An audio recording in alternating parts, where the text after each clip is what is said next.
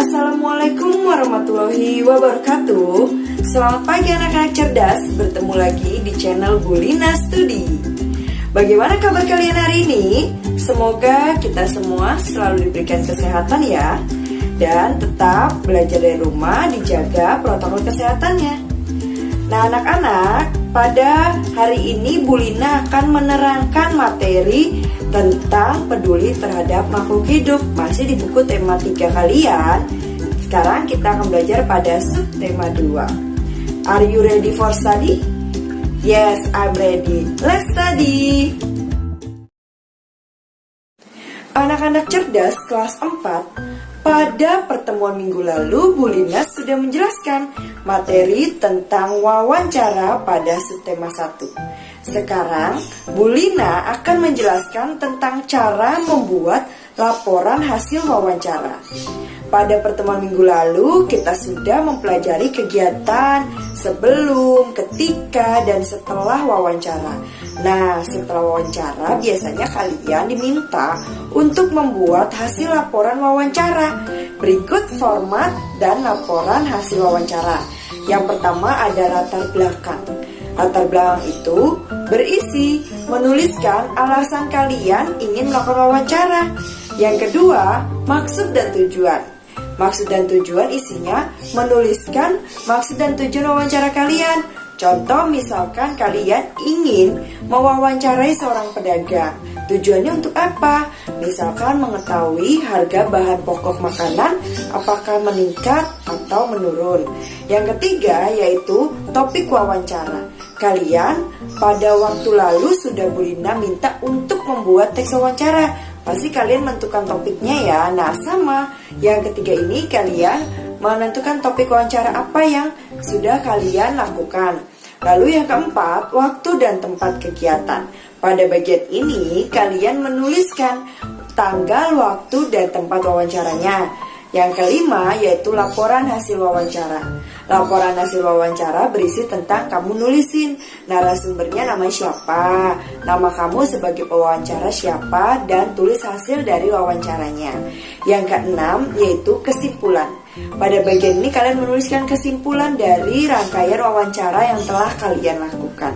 Sekarang Bulina akan contohkan laporan hasil wawancara. Berikut ini.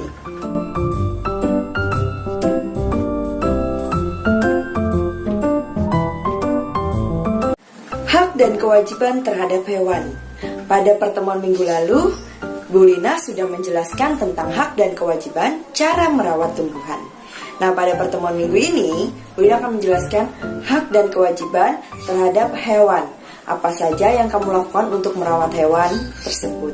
Nah, cara merawat hewan atau yang disebut kita fauna, yang pertama, memberi tempat perlindungan. Yang kedua, memberi makan yang cukup. Yang ketiga, menjaga kesehatan hewan. Yang keempat, tidak mengganggu habitatnya. Dan yang kelima, tidak melakukan perburuan liar. Nah, berikut ada hak dan kewajiban saat kalian memelihara hewan. Kewajiban kalian saat memelihara hewan, yang pertama, jangan lupa diberikan makan dan minum hewan tersebut. Yang kedua, menjaga kebersihan kandangnya. Kalian bersihkan kandangnya rutin setiap seminggu sekali atau boleh seminggu 3 kali. Lalu yang ketiga, menjaga kesehatan hewan. Dijaga kesehatan hewan, jika hewan itu sakit, kalian berikan obat. Jika hewan itu ingin tidak tertular oleh kutu atau apapun, bisa kalian berikan vaksin. Lalu yang keempat, memberikan kasih sayang kepada hewan. Selain ada kewajiban kalian terhadap hewan, kalian juga akan mendapatkan hak setelah melakukan kewajiban tersebut. Haknya yaitu yang pertama, kalian bisa bermain dengan hewan peliharaan. Yang kedua, kalian bisa mendapat hiburan. Yang ketiga, hilang dari rasa kesepian. Yang keempat, kalian bisa belajar dari tanggung jawab. Nah, berikut akan Bulina contohkan dampak dari kalian melakukan kewajiban terhadap hewan. Dampaknya yaitu jika kalian memberi makan dan minum hewan, maka dampak terhadap hewan itu, hewan bisa menjadi sehat. Dan lingkungan pun mendapat dampaknya, yaitu tidak ada hewan yang berkeliaran untuk mencari makan sendiri. Yang kedua, jika kalian memandikan hewan, ada dampak terhadap hewannya, yaitu hewan bebas dari kutu. Dan lingkungan pun menjadi bersih, tidak bau kotor karena hewan tersebut berkeliaran. Lalu yang ketiga, mengobati atau vaksin. Hewan bisa menjadi sehat dan lingkungan tidak khawatir tertular penyakit dari hewan. Yang keempat, jika kalian melakukan kewajiban membersihkan kandangnya, maka hewan itu merasa hidupnya baik dan nyaman, dan lingkungan pun menjadi tertib. Nah, ada pula dampak yang timbul jika kalian tidak melakukan kewajiban untuk merawat hewan tersebut. Dampaknya jika kewajiban dilakukan kalian tidak memberikan makan atau minum, maka dampaknya kepada hewan kelaparan. Lalu terhadap lingkungannya, hewan berkeliaran, maka menjadi berisik di luar. Dan yang kedua, jika kalian tidak memandikan hewan, dampaknya hewan menjadi kotor. Berdampak juga pada lingkungan menjadi bau, timbul penyakit. Lalu yang ketiga, jika kalian tidak mengobati atau memberikan vaksin kepada hewan, maka hewan menjadi sakit dan dampak terhadap lingkungannya itu menularkan penyakit. Dan yang keempat, jika kalian tidak membersihkan kandangnya, maka hewan tidak bisa tidur dengan baik dan dampak kepada lingkungan, yaitu hewan berkeliaran di lingkungan. Hewan memiliki banyak manfaat dalam kehidupan sehari-hari, yaitu terutama dalam kehidupan manusia.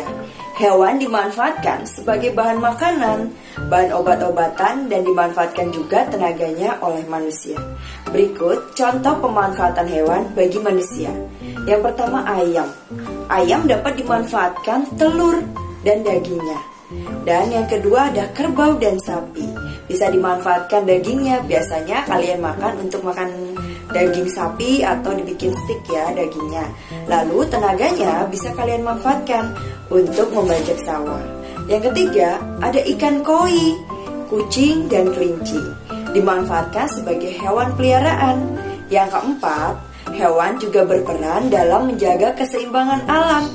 Contoh yaitu ular memakan tikus, sehingga jumlah tikus yang ada di sawah tidak berlebih. Oleh karena itu, tanaman padi tidak akan habis dimakan tikus sehingga petani dapat memanen padi. Ular di sawah juga berfungsi menjaga keseimbangan alam, yaitu keseimbangan jumlah tikus dan tanaman padi. Nah, berikut ada cara menjaga keseimbangan alam. Yang pertama, tidak memanfaatkan hewan secara berlebihan. Hal ini dapat mengakibatkan hewan tersebut menjadi langka atau punah. Yang kedua, menjaga habitat atau tempat hidup hewan. Yang ketiga, tidak membeli barang yang berasal dari bagian tubuh hewan langka. Nah, anak-anak, kalian tidak boleh memburu juga hewan-hewan langka secara liar. Hewan-hewan tersebut agar tidak cepat punah, maka kalian harus rawat dengan baik dan dijaga kelestariannya.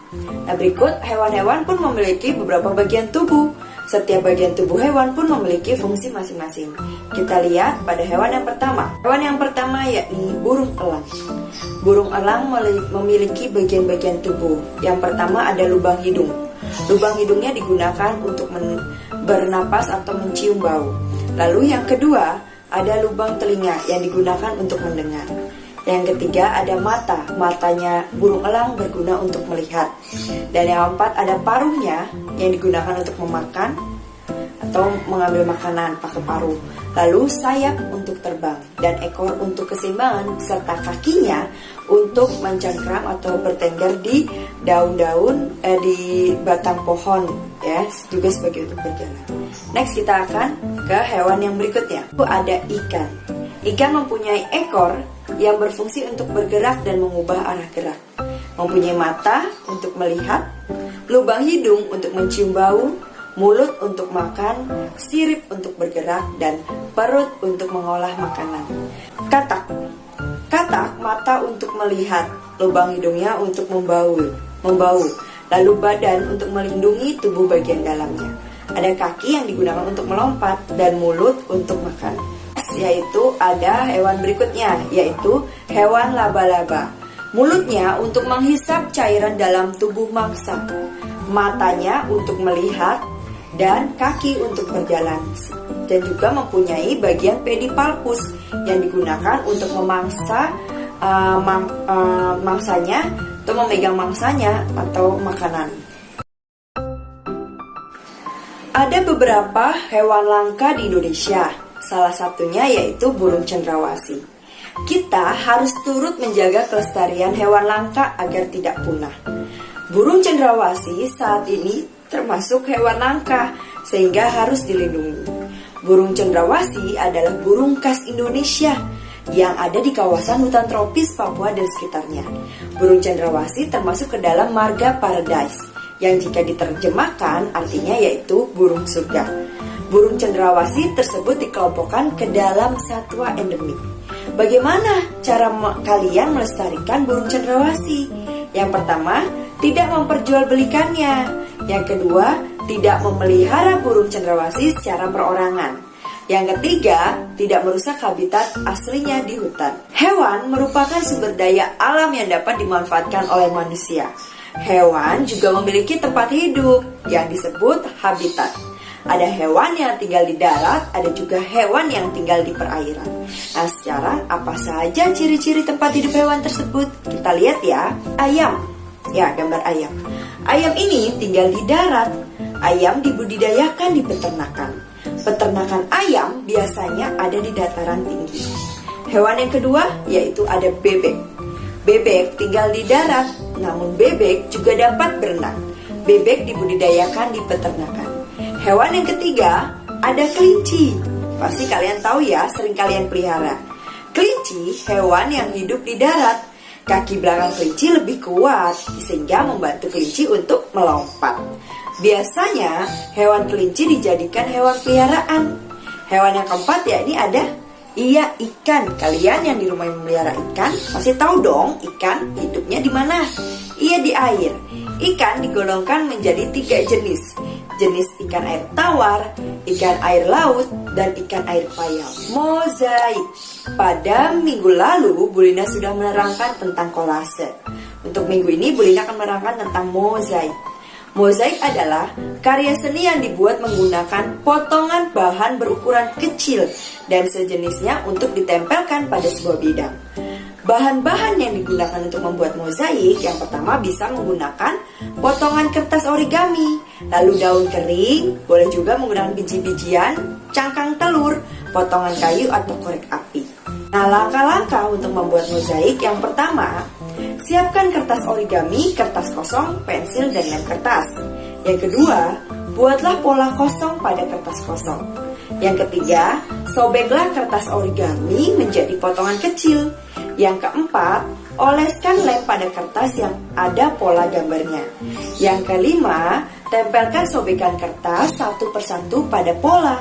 Yang keenam, lakukan terus hingga seluruh bagian pola tertutupi dengan sobekan kertas origami.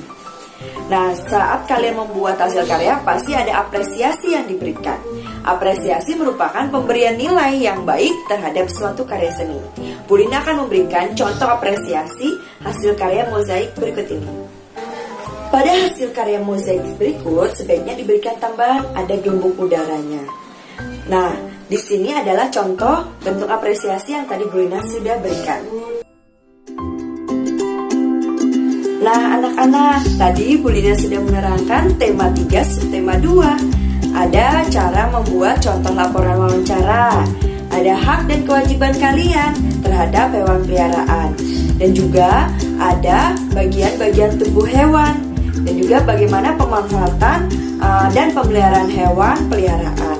Juga kita belajar tentang mozaik dan memberikan apresiasi. Bagaimana? Apakah kalian sudah mengerti dengan penjelasan yang sudah Bu Lina berikan? Jika sudah mengerti, semoga materi video ini dapat bermanfaat untuk bahan belajar kalian di rumah. Tetap jaga protokol kesehatannya dan salam semangat belajar. Bu Lina pamit undur diri. Wassalamualaikum warahmatullahi wabarakatuh. Selamat belajar.